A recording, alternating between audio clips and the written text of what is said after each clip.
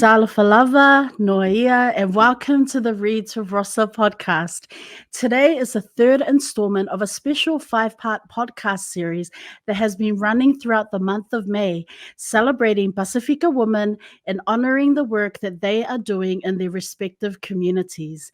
Because it's Rotuman Language Week in Aotearoa, New Zealand, I wanted to honour a young Tangata Moana artist, a daughter of the diaspora and of Te Moana Nui a Kiwa. Today's guest is a creative nonfiction writer, a poet, a community artist, and activist with Rotuman, Taveuni, Ngā Puhi and Scottish roots. She has been published in Landfall, Kete Books, Metro, Awa Waine and Starling. In 2022, she was awarded a Prime Minister's Scholarship for Latin America to study Indigenous rights and histories in Brazil. In 2023, she was named the New Zealand Young Writers Festival Young Writer in Residence, and she has also been a part of the Tautei Fellowship Residencies program. She volunteers at the Auckland Community Law Centre and through Youth Arts New Zealand facilitates creative writing workshops at Te Kahui, a program for reflective self-expression for Rangatahii in vulnerable and underserved communities. It is my honor to welcome to the show Ruby Macomber. Woohoo! Welcome, sis. Welcome. Not yet. How are you? How are you? I'm good. It's so buzzy hearing other people read bios for your read blurbs. I'm always so shy about it, but that was so sweet. Oh my god. Hey, when I was researching you, there was so much out there for a young writer. I was super impressed, for real. I was like, hey. So that was a bit lengthy, but I have to, it's important to honor you and just, some of the spaces that you are currently moving in and how you're building community and being a part of community out there. But yeah, it's such an honor. I'm so excited. I'm so excited to have you on the show, Ruby. How are you doing? I'm good. I have a whole lot of deadlines coming up end of this month for awesome creative kaupapa that are exciting and filling my cup, but also it's busy. Yes. It's busy. and again, I have to say it is an honor to have you here. I appreciate your time. I know we've been trying to lock this in, so just knowing that there's all this kaupapa that you're a part of, all these projects, it means a lot. I'm humbled, and it's such a blessing to have you here. So I guess before we begin, I do like to ask guests to just to begin with a brief intro. Firstly, thank you so much for having me in this space. I feel so honored. When you reached out, I was like, "Hey, this is the Reads with Rosa. This is the podcast that I've seen come up on my feed, and I've listened to episodes before, and I was like, this is, you did that. I did the little double take thing, and so to even be invited into the space is huge. But yeah, I guess kia ora koutou. No ia e Māori. O tasa te rubirupe. O te Rotuma ana mā no atau, mā iti tui. I'm Ruby, iti tui. I'm Ruby. What else? Yeah, mixed Moana ancestry, but I guess currently kind of following the writing buzz, the writing vibe. And have done for a while now, which is super exciting. I'm a proud daughter and sister and kind of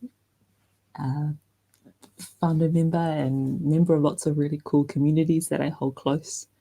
In my final year of law, which is kind of buzzy.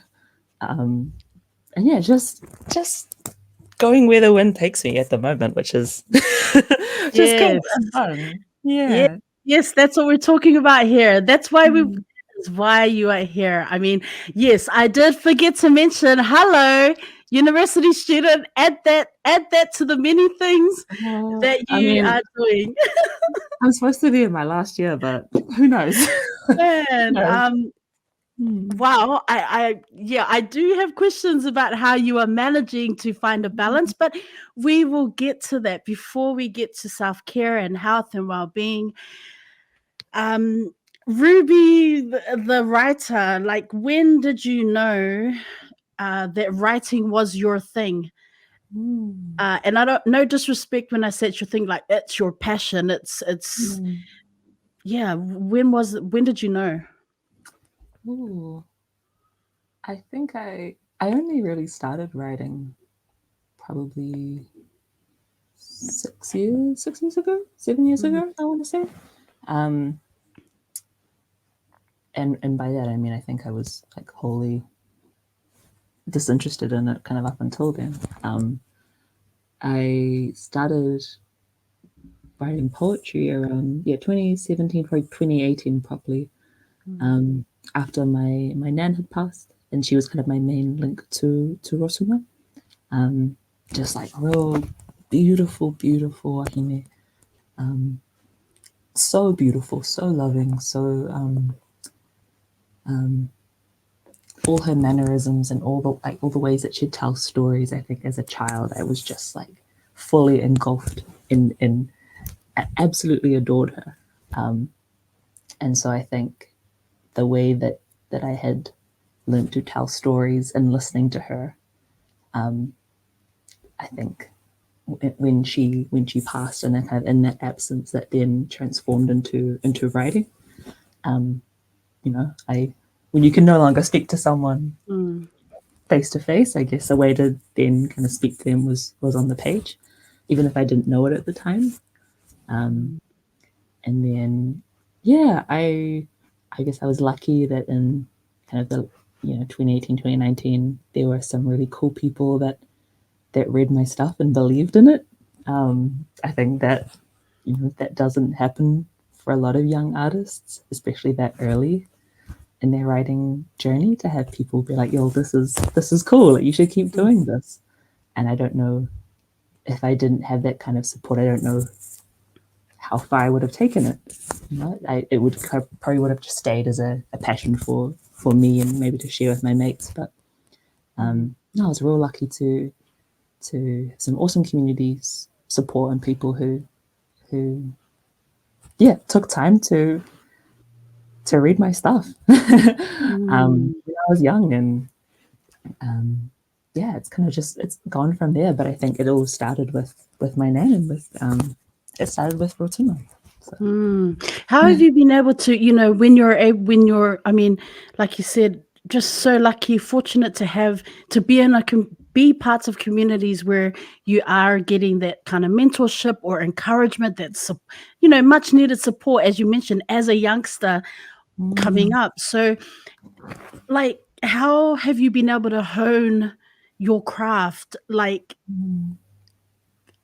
by using that feedback or that encouragement and support? Like, what ways are you someone who writes things down and you're like, okay, I'll take it, or you just mentally you take it in, you listen, and then gradually it finds its way into words and onto paper? Like, yeah. Oh, that's such a good question.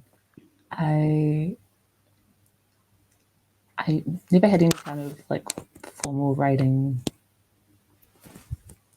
training or anything like that. I'd love to go and do a master's of creative writing at some point in my life, but it's still kind of quite far away at the moment. I think a lot of my a lot of the really valuable learnings have been literally just from going along to Jaffa slam poetry nights. So Auckland Community, the Auckland Community performance poetry scene is amazing. It's so cool. So hearing as much as I can, going to even just like Rotuman community spaces and Pacific community spaces, and spending time with the people that I love and I cherish, and knowing that just by being in space with them, that's going to influence the way that I put pen to paper. And I've written quite a lot recently in the last few years around Moana sisterhoods. And the beauty of intergenerational moana sisterhoods, especially being like myself being from some like obviously having mixed whakapapa, but being away from Rotuma. And so spending time really present away from the page, I think, has enriched the way that I approach it. But yeah, I guess I've just got really lucky in the sorts of people that I've met. I've sat in the back of kind of poetry nights enough to meet some familiar faces. Made friends just by virtue of showing up. Because yeah, I mean, it's real hard to kind of meet people in writing communities otherwise, just because of the nature of the activity being, it's not like sports where you're able to join a team. It's by nature quite a solitary practice, and so yeah, I just got into a habit of showing up to stuff and whenever I could. Yes, that's what we're talking about. I was wondering about the performance aspect of, when you talk about going to like poetry slams and things like that, which sharing is probably part of that. I wonder how you were able to grow into that. Or were you naturally just a confident young woman? I don't want to make assumptions that you were super confident, but no, I definitely not. Definitely very shy. Yeah, there's a reason why I took to poetry rather than like drama or acting. Because I'm like, this is the whole space intimidates me. But I think, yeah, just the great thing about a lot of these community spaces is if you show up enough and you're invited onto the mic, then kind of whatever you share, the support will be there. Like you're kind of celebrated regardless of what point you are on your journey, which is huge.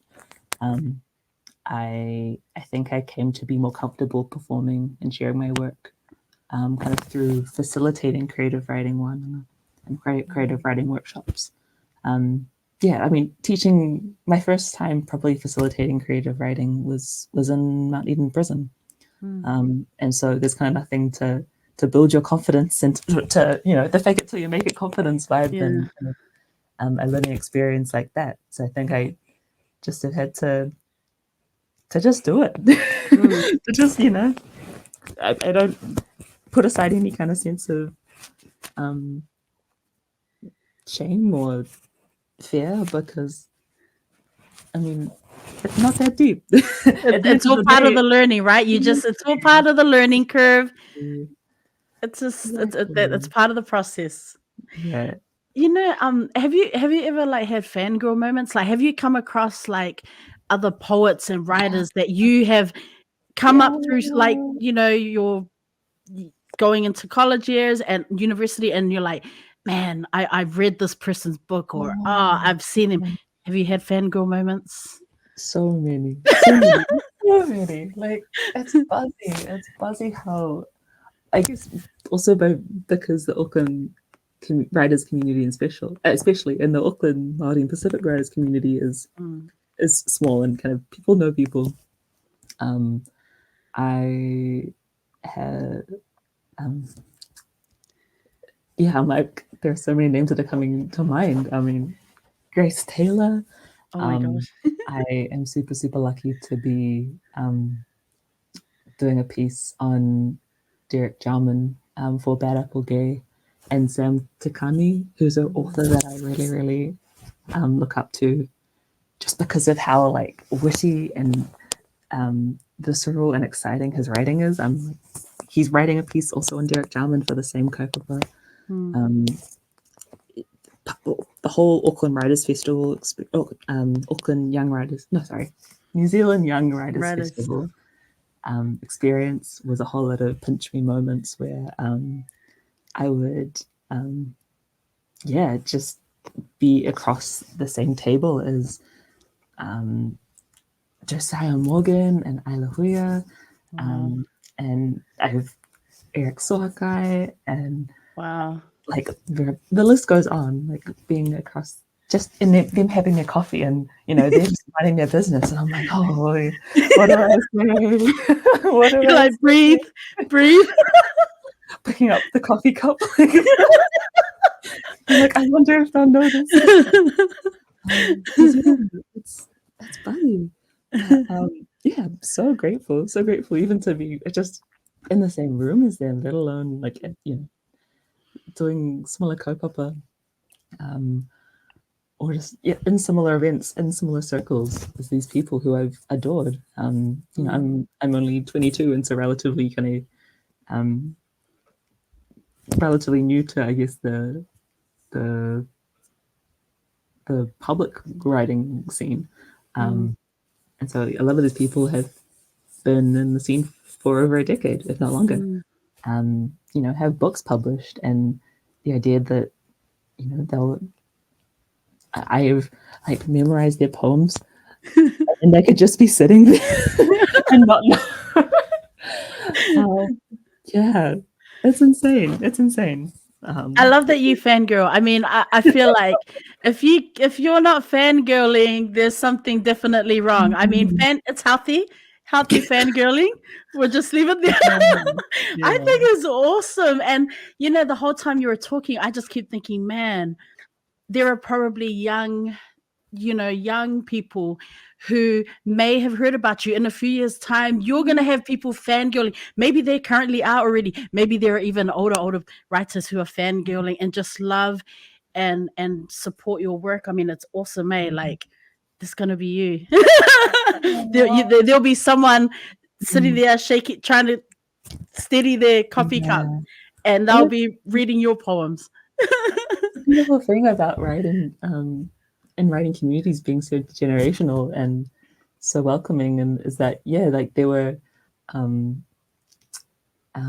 there's like Audrey Pereira Brown, and there's Grace Taylor, and there's Tusi Atavia, and there's Selena Tusi Talamash, and there are these like and Tercia Tiawa.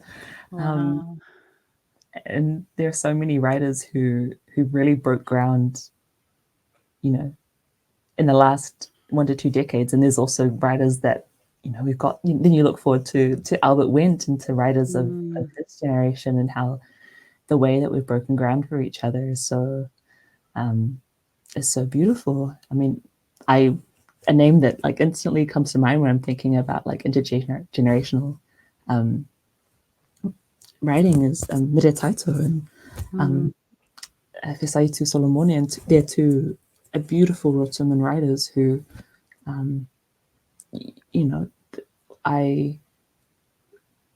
there's kind of there are so few Rotuman published writers that are accessible from the diaspora, that the work that they did to create space for Rotuman voice in Aotearoa, but also across Timor and Nuiakiwa, is massive.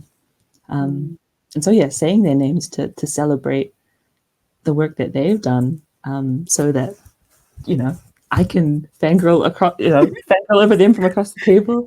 And, one day, I'd want any tauira or teina of mine to know the work that they've done, because it's made it's opened so many doors. That's so cool, man. I love it.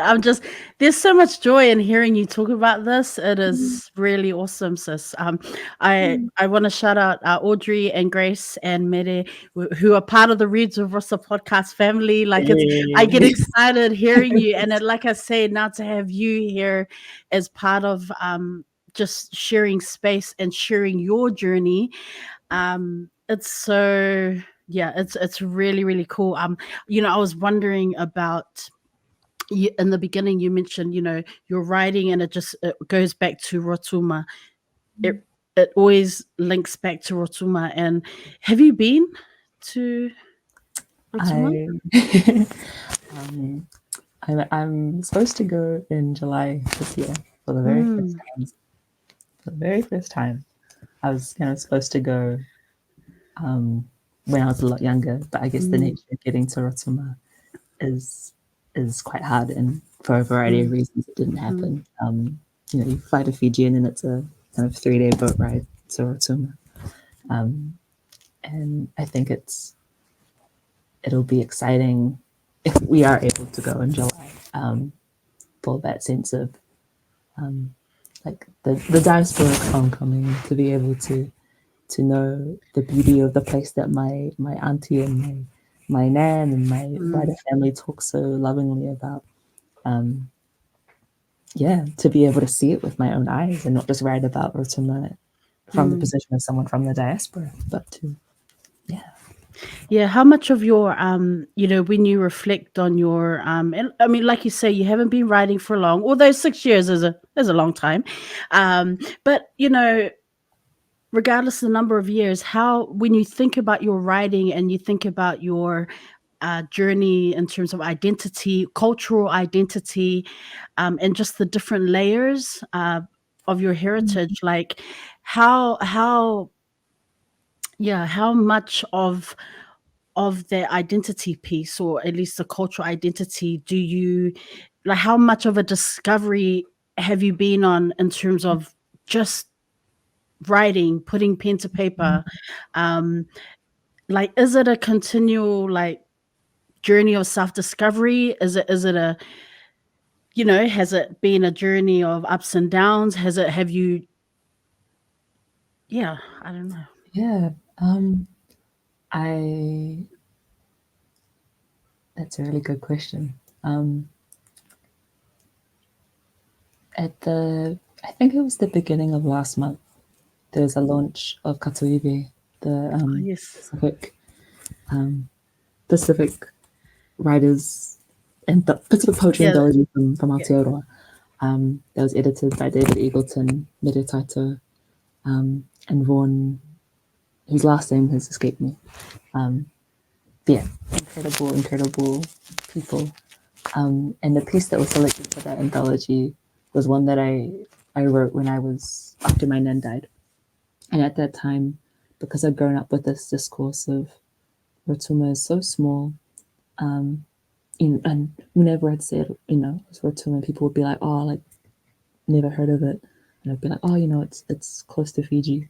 And I'd go, okay, no Fiji. But obviously I don't look Fijian. Rotuman, the language is so different to Fijian. Culturally, we're very different to Fijians.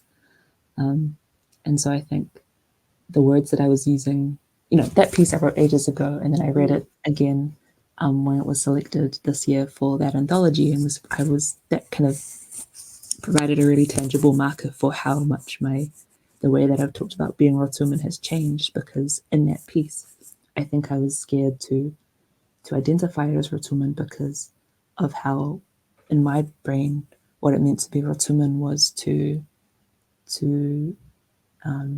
be on Rotuma, to be my auntie and to be my nan, and to have the language, and to know the culture intrinsically. And those are things that I am still working on.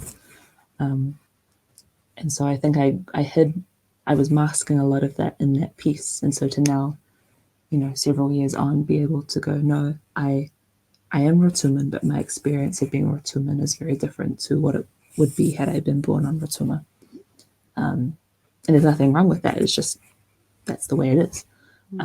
To claim that kind of diasporic Rotuman identity is one that I think I've seen develop as my ability to write has developed as well. But yeah, I think it's like a very common. It's common for a lot of diasporic artists where you're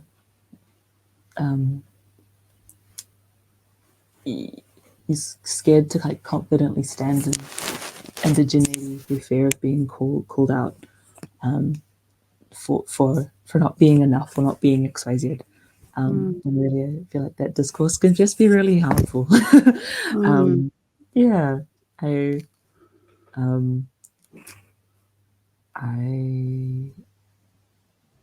know that my journey on learning the language and learning more about what it means to be Rotuman is not going to stop.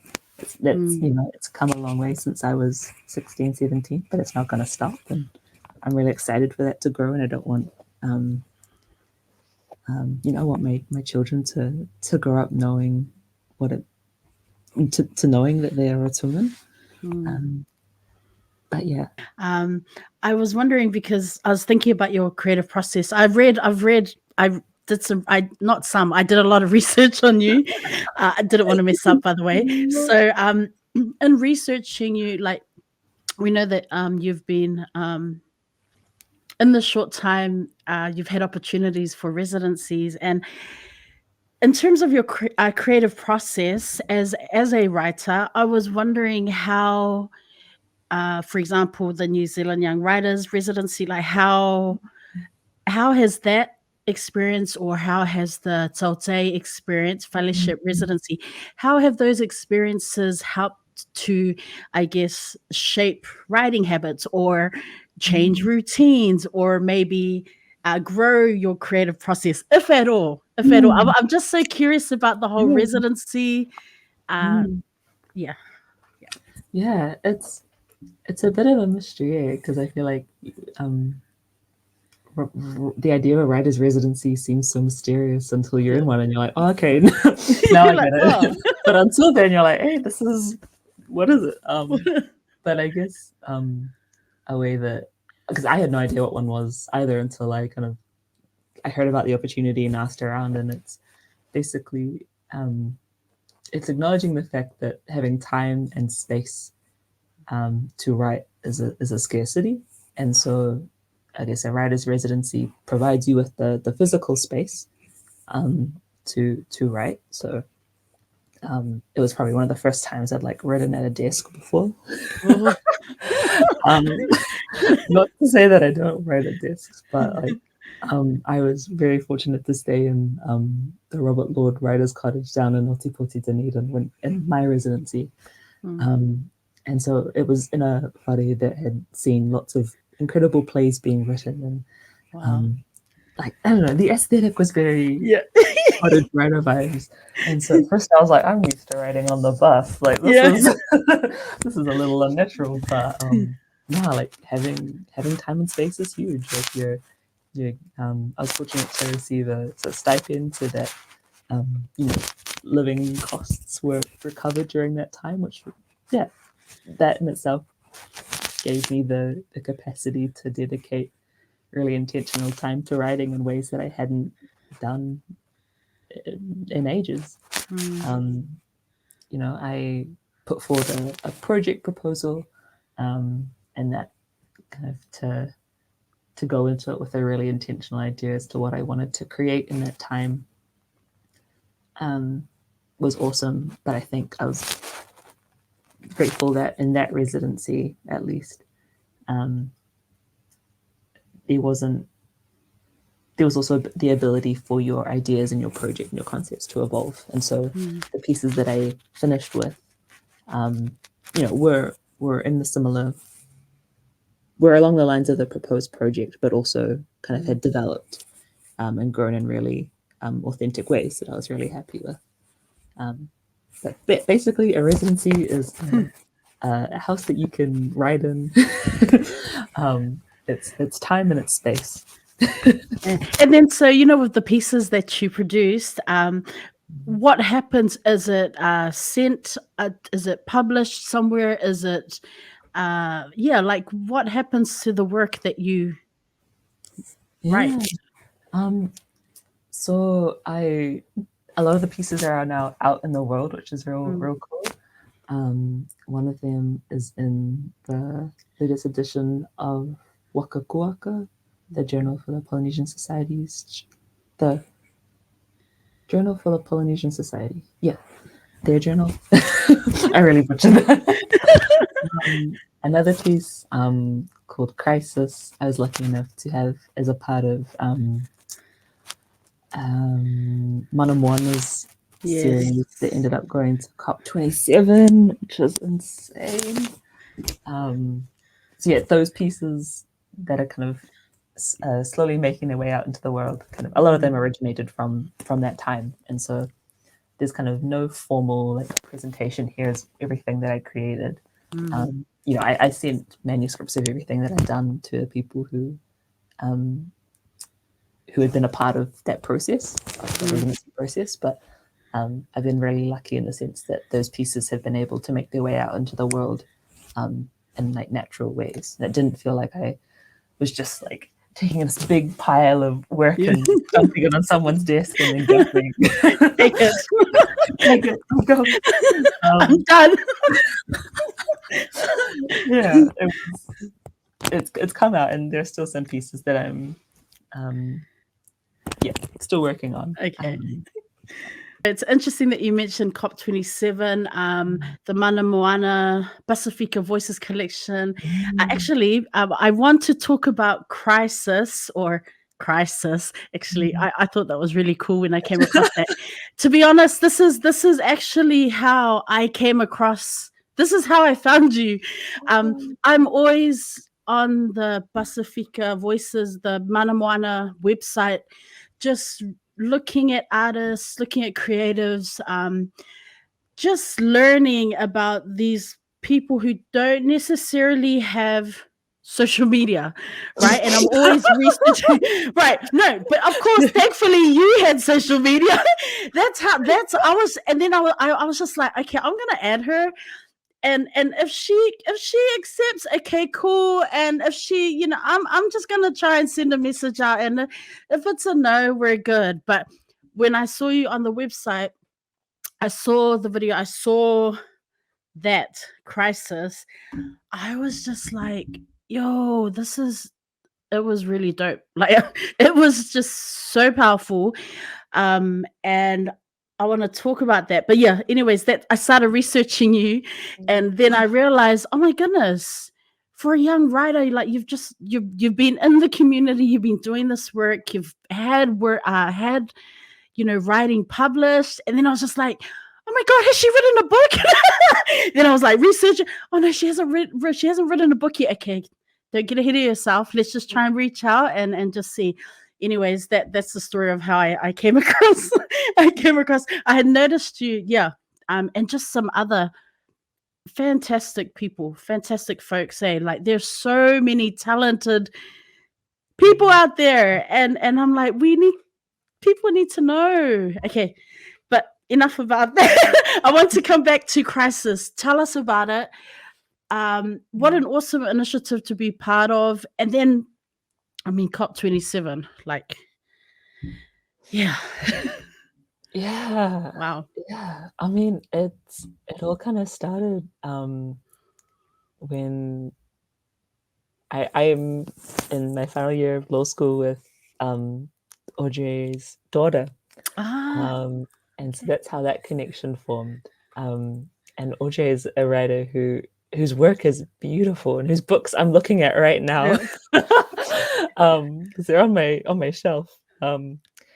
And when she asked me to do a little back cover review of her recent book, Awakened, and it's incredible. And I know she was the curator of this year's Mana Moana, but also the poetry curator of this year's Mana Moana, and last year as well, I believe. Yes. And so I had heard about the kaupapa before. I'm friends with Philly, who was a part of it, I think last year, whose work is incredible. And just I had been fangirling. Basically, I'd been fangirling the kaupapa for a long time. And so when she asked me whether I'd be keen to write a poem for it, I think I froze for a bit. I had to like restart my body because that just felt so surreal. The poem itself, I wanted to I think the way that the series had been curated was that it was to be an intergenerational woman speaking to the idea of 1.5 degrees, and how that relates to Pacific climate mobilization, Pacific climate resistance, and how kind of the presence of that, and how it would be discussed in the UN and at COP27 as well. And so I think originally there was talk of it being a piece based out west, kind of at one of the beaches close to me, in West Auckland. And I think then kind of to lean into that idea of like diasporic daughter talking home and talking to the effects of climate change that, you know, I know of through the stories and how it's been passed down through stories, but don't necessarily feel viscerally being in the diaspora. But I think then really wanted to amplify Rotuma and really wanted to center Rotuma in that space, because there's always going to be another opportunity for Auckland, for you know, artists from Auckland, but Rotuma, especially like in Pacific spaces, but even more so in global spaces, is kind of scarcely represented. So I couldn't go to Rotuma, but I was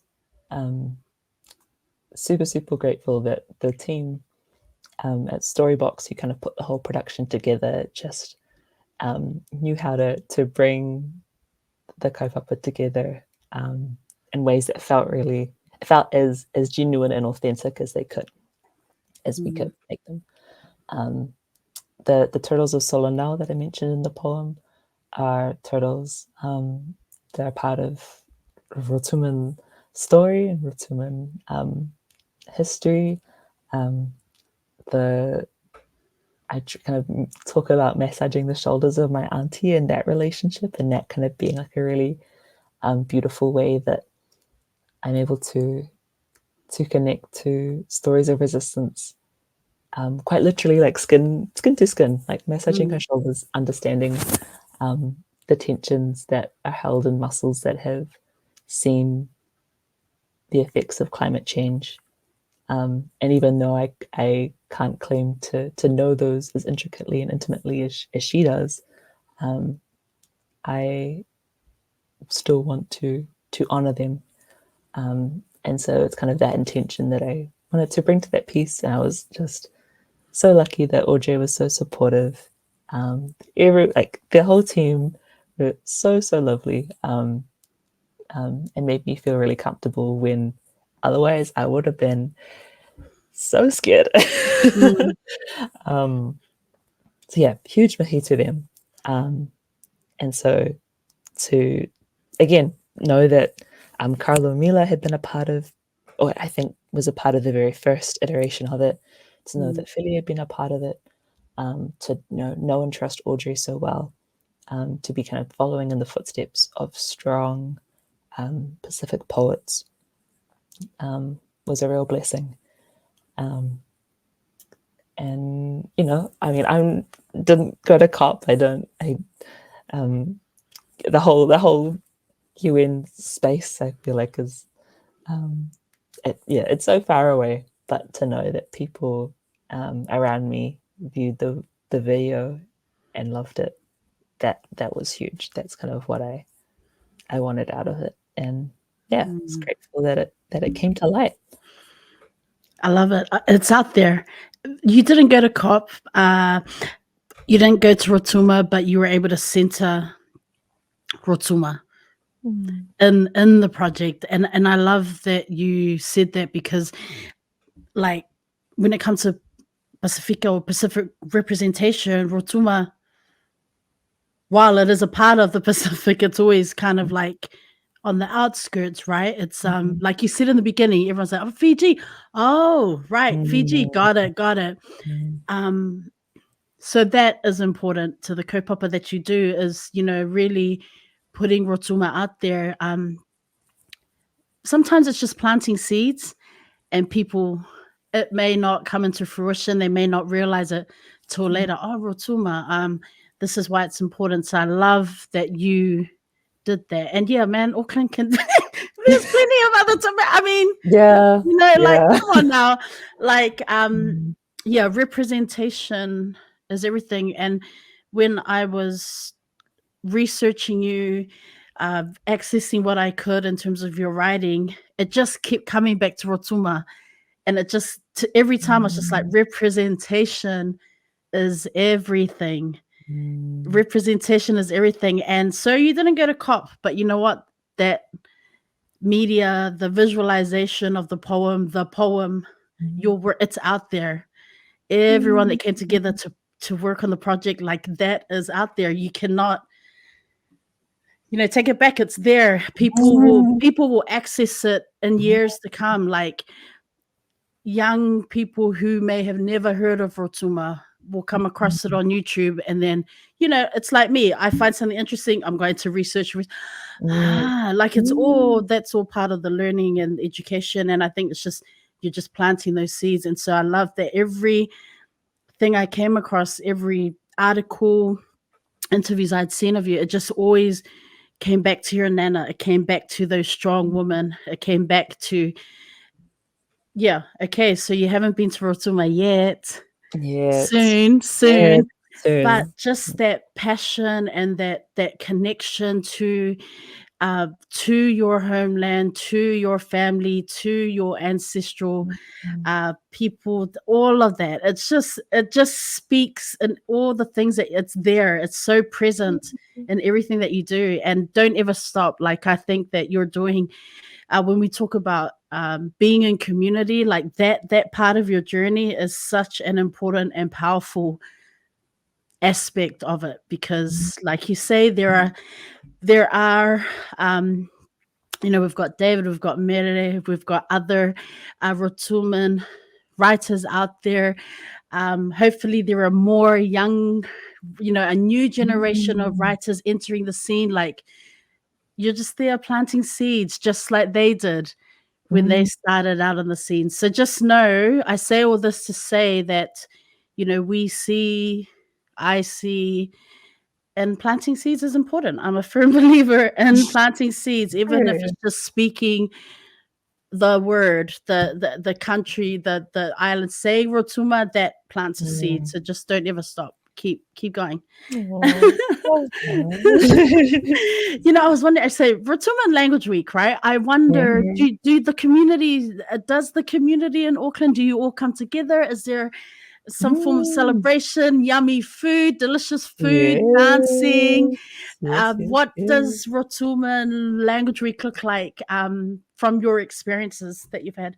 Yeah. So it's beautiful. That's it's super special.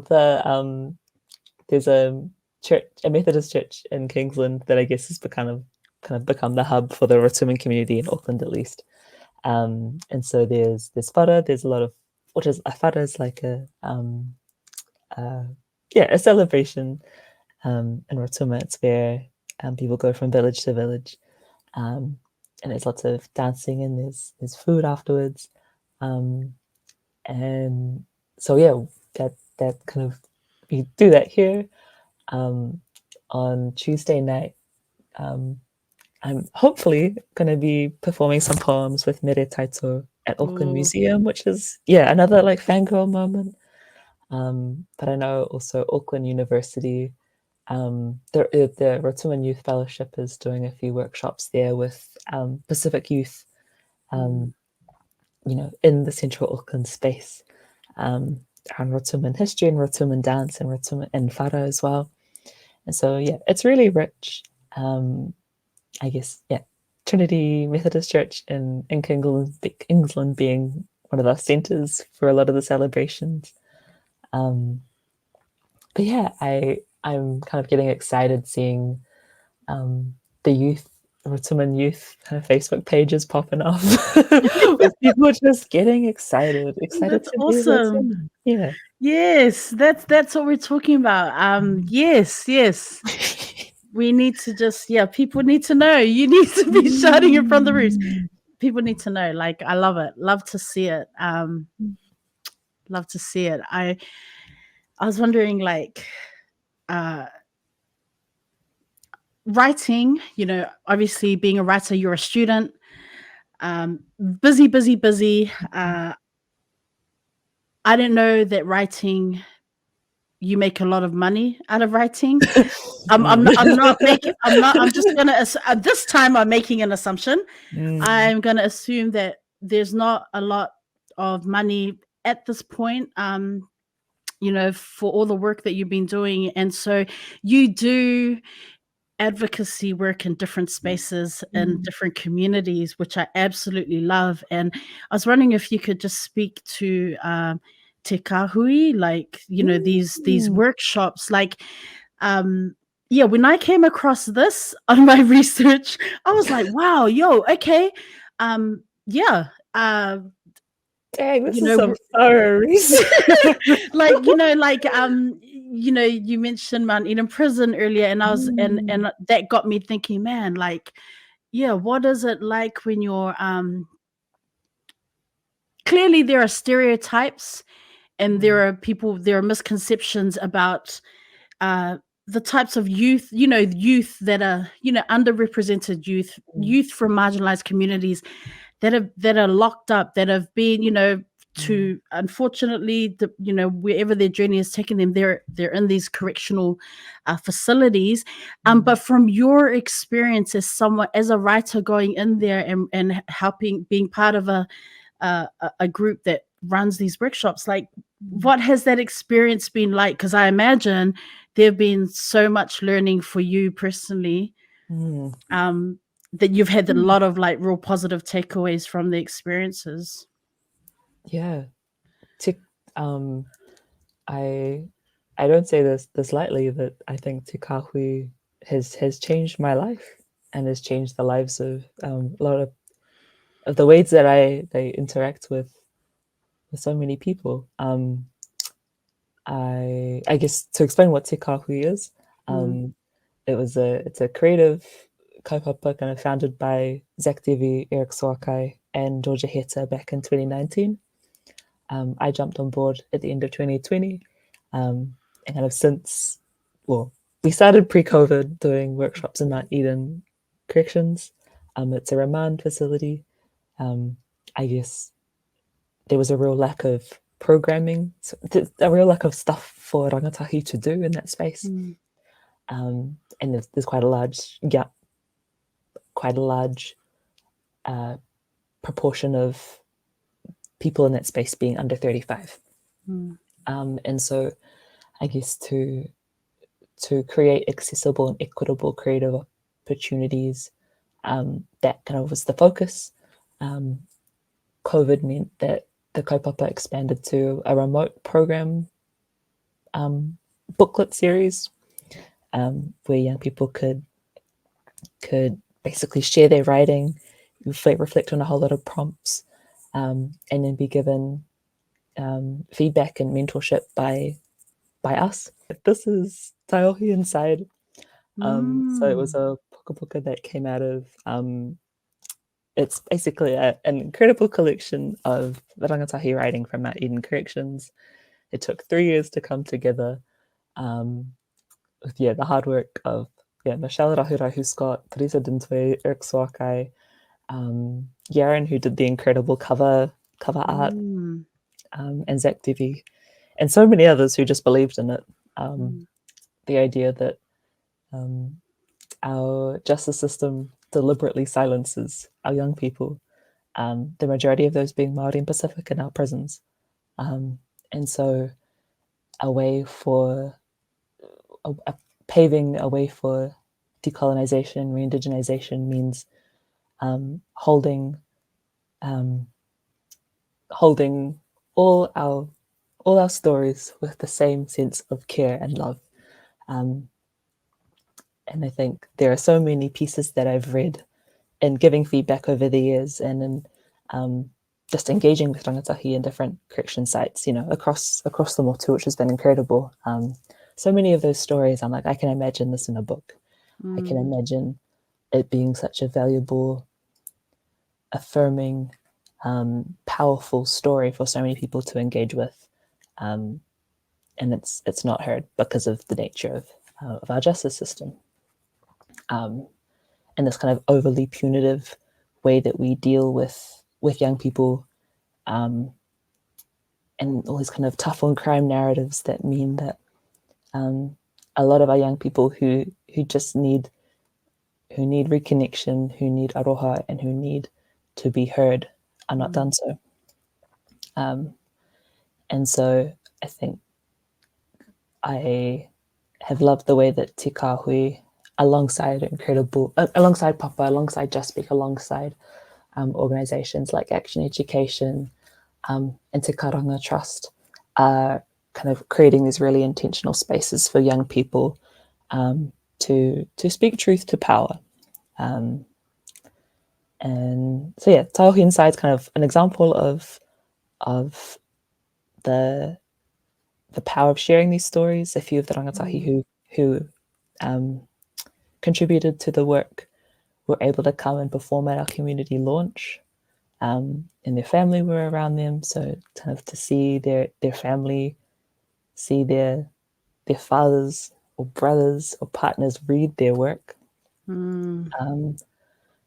that was huge. I'm really curious about that book. I'm going to look it up because as you were speaking about it, I'm like, man, how come I didn't hear about this book?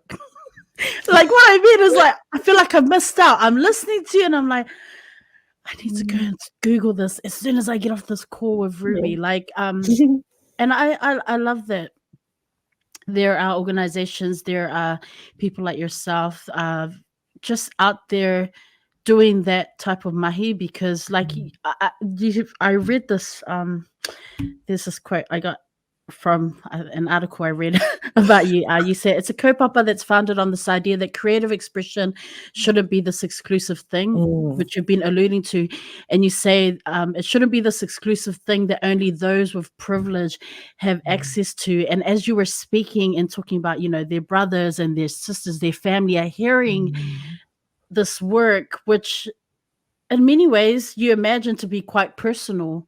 You imagine that they would have had to like fight to get over those barriers, right? To actually be able to, you know, self-expression, express really what they want to. And when you were speaking that and saying that, I was like, man, it's so powerful. And why haven't I heard about this book? Like, I'm just like, why have I not heard about this book? I feel disappointed. I thought I was pretty up to it and like knew all these books dropping, and I'm like, I need to do some work after this. I want to say one more thing about Te Sure, Kahui, absolutely, go ahead. about Taohi Inside and the quote that you brought up. I guess reflecting back to what I said at the beginning, where I was just lucky to be in the right place at the right time and lucky to have people that read my work and thought it was half decent. Without that, I wouldn't have been able to do anything and have any of the experiences that I've had since then that I'm so grateful for. Yeah, there are so many rangatahi who hold these incredible stories, and those are not celebrated and not held with love in ways that they should be. And so, you know, Taohi Inside is one thing, but it's not nearly enough for us to really hold the stories of our youth and hold the you know, it's everyone's responsibility to heal, and storytelling is a way that we heal, and it's community healing. And I hope it kind of becomes an ongoing discourse that we have around, okay, how do we hold the mamae of our youth, and not just silence it, because that isn't productive and that also doesn't solve anything. I saw this thing where you talk about current obsessions, and I was wondering, do you have any current obsessions? Well, because it might have changed. I'm not going to say what I had seen on this thing I read. Maybe your current obsessions have changed since that time. I feel like you read the one where I brought like Konda.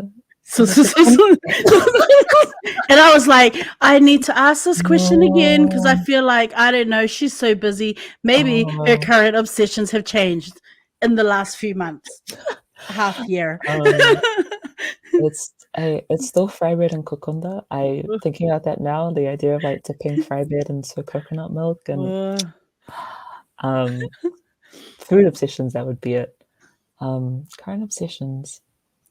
I love when I did prepare one thing. I was like, which book am I gonna Okay. two books that I Yes. love when I open the shop is incredible. I haven't This read that book, yet. It's on my to be read. this book, I had been I guess I just like drifted away from fiction for a while, and I was reading a whole lot of nonfiction and poetry. And then I kind of had read Ramesh's work before, and I was like, oh, yo, like I was fortunate enough to be gifted a copy by one of my mates. And I was like, oh, hey, this looks mean. And I read it all in one day because of how incredible it was. Just the intimate nature of the way that he creates characters and the way that it every single word, and I don't say this lightly, every single word is where it is supposed to be. It's I just want to like wave it. Just do what you gotta do. Yeah, I think it got me back into fiction again. There's nothing like books that kind of remind you of why you love to read, and I think that book is one of them. So that's one of my current obsessions. And also, what else?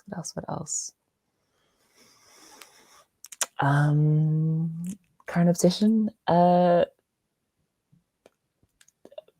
talking about and researching and having discussions about Palestinian liberation and free Palestine. I see your shirt. Oh yeah, you can't see because my hair. Oh yeah. Trying to be intentional. Yeah. What it means to be engaging as people of tangata moana and tangata whenua in Indigenous solidarity with our brothers and sisters in Palestine. So yeah, just committed to learning as much as I can about that and showing up whenever we can. I love that. If you are watching, if you are tuning in on YouTube, if you are listening across the podcast platforms, click on the bio, check the bio. You can connect with Ruby there. I'll have some links to some of her work that you're able to access. We will have the links for Te Kahui, so that you can really find out about how awesome, just the awesome mahi these organizations are doing for our Rangatahii. You can also check the links for the Mana Moana, Pacific Voices. I mean, if you are wondering, like, are we out there? Are there other artists and creators? I mean, you see what you see on social media, but there are so many more of our people just doing amazing, inspirational kaupapa and just work in their community spaces. So click on those links and connect. Like, yeah. That's why I was excited to get you on, Ruby, because you know what? There are so many things that you're involved in, different hats that you wear, as well as being a student, which I haven't talked about. But since we're going to move into like self-care and well-being, I have to I ask all the guests, like, how are you taking care of yourself? Because, artistic and physical burnout, I saw that. It's a thing. Yeah, she's like, yeah, you did steal that thing. Yeah, I did. Ruby's words, like artistic and physical burnout. Man, self-care. How are you taking care of yourself? Oosh.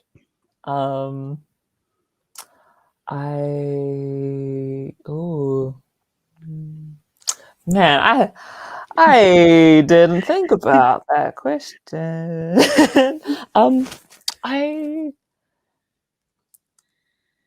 I think I have been. Creativity fills my cup. Reading other writers fills my cup. Celebrating other writers fills my cup. So I've been trying to do that whenever I can. But in all honesty, and I'm like, I don't know about you, sis, as well, but it's like this season has been It's been rough. It's been just a lot of kind of teetering on the edge of burnout. Yeah. And then burning out. Yeah. And then coming back and then teetering on the edge again. But yeah. How are you? Can I It's so fun. I ask the guests this question all the time because I'm like, give me some answers so I can deal with my lack of self-care. No, it's interesting that you say that. Like this season, like for us here in Japan, well, for international schools, our year is nearly finished. So May, it's coming into exam week for our grade 10 and 11s. Our seniors are currently in end of year exams. We finish in June. So it has been since January. I'm just going to say it, quite stressful. Like teacher life has been kicking me in the butt over and over. And like you say, you bounce back and whatnot. And doing this podcast it's my happy thing because while I'm an introvert, I do love to chat and learn from guests that come and share space. Like it's always it's a privilege, it's an honor to share space with just inspirational folks. Like it fills my cup because I'm like going through things and I love to hear stories and what other people are dealing with, and I walk away going, you know what, I learned so much. Right, keep going, keep going. So that's pretty much how it's been for me. It's been we're just trying to hang in there till the first week of June.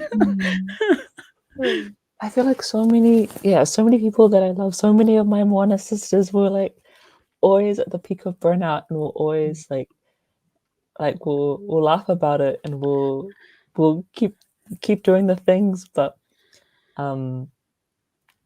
sometimes shit just gets hard, and so I hope also that you and anyone else who's just been at like the edge of burnout for so long is able to properly acknowledge it, alongside, we laugh about it and we joke about it and we keep on doing the same things, but we have to laugh in case we cry. We have to laugh in case we'll get to that point. So it's when I hear you say that, I'm like, okay, I hear you. I hear you. Because it catches up with you. It catches up with you. But no, until then, we keep running. Until then, we just keep soldiering on. But yeah, I hear you loud and clear. Too passionate, perhaps. I don't know. Too passionate, driven, just selfless, many things. I don't know. Like just, yeah. Maybe we need to pause and just. But will we? But will we? See, now you got me thinking a whole range of things, and I'm like, yeah, I probably need to go and reflect a little after this, and take some lessons from Ruby, from this podcast. Man, I have had you on for a while, and I am mindful of time. I feel like I haven't even asked you all the questions I wanted to ask, but there's been so many, you've dropped so many gems, so many valuable takeaways from the sharing, the stories that you've shared, the experiences. I've got Rotuma on my mind now. I've got Rotuma on my mind. That's why I say, even just speaking it into existence, planting seeds are so powerful. And I'm a firm believer in that. I want to take this moment, Ruby. It's such a blessing to share space with you, to have you here on the platform. I know you will write a book one day. I know it's coming. I'm very impatient. But when that book drops, I will put it on blast on my Bookstagram account.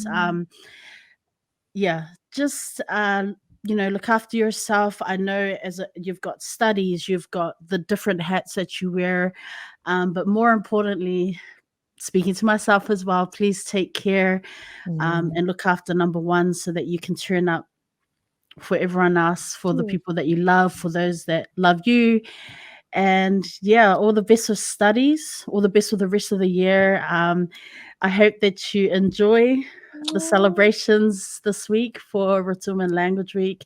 Much alofa is coming out to you. I want to hand this back to you to drop some final words of wisdom or proverb, whatever, sis, just to wrap up the show. Yeah.